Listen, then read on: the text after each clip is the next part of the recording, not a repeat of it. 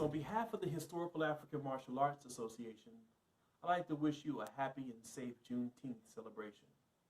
And in honor of those who struggled against injustice, I present 5 fighting arts from the African diaspora. All right, coming up in number 1, Capoeira. Capoeira is by far the most well-known and widespread of the African arts. Capoeira was practiced in Brazil by enslaved Africans and is a unique dance fight game favoring strategy and cunning, and is based on indigenous fighting arts from Central Africa such as the Nsenga and the Ngolo. The art features dynamic dance-like footwork, fluid evasions, acrobatics, as well as kicks, sweeps, takedowns, and headbutts. All of this accompanied to percussive instruments from Western Central Africa. The chief amongst them is the beating bow or the musical bow. Alright, coming up in our number 2 slot is Kalinda stick fighting from Trinidad. Stick fighting is a pretty common practice throughout all of Africa, and it seems like the roots of Kalinda are based in the kingdoms of Angola and Congo in Central Africa.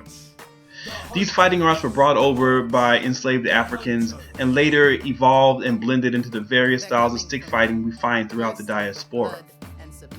Kalinda matches are performed in a circular arena called a gael, and Kalinda is always accompanied by drums and a lead singer called a chantwell, whose job is to engage the crowd and encourage the fighters to fight hard. Kalinda was instrumental in the protecting of the people's right to celebrate Carnival during the Canboulay riots of 1881. Alright, number 3, we have Pinge wrestling from Haiti.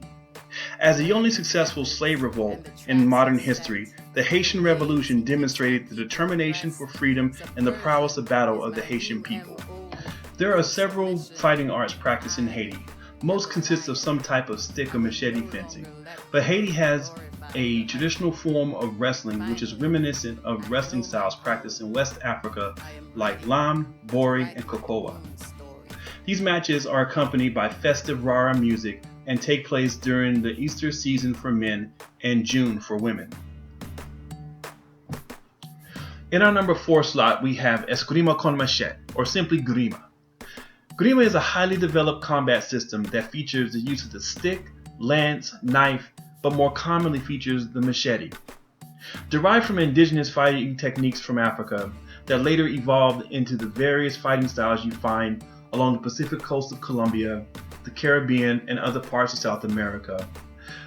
Grima was instrumental in the fight for independence in Colombia as well as in Haiti and Cuba, where there can be found similar fencing systems that have the same technical base. Alright, last but not least, coming up in number 5, we have knocking and kicking.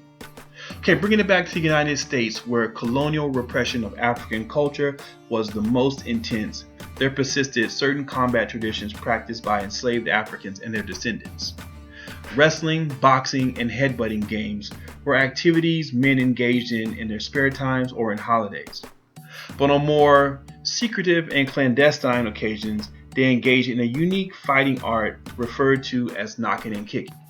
This fighting art could be found in the Carolinas, where it was practiced in secret and connected to the ring shout celebrations of the Gullah people. Nowadays, the art has disappeared, leaving little evidence of its existence outside of a few references in slave narratives. Based on these accounts and proximity to the Gullah people, the technical base seems to be consistent with other Congo-based martial arts such as Capoeira and Danmaye, utilizing sweeps, trips, kicks, knees, open hand strikes, and headbutts, hence knocking and kicking.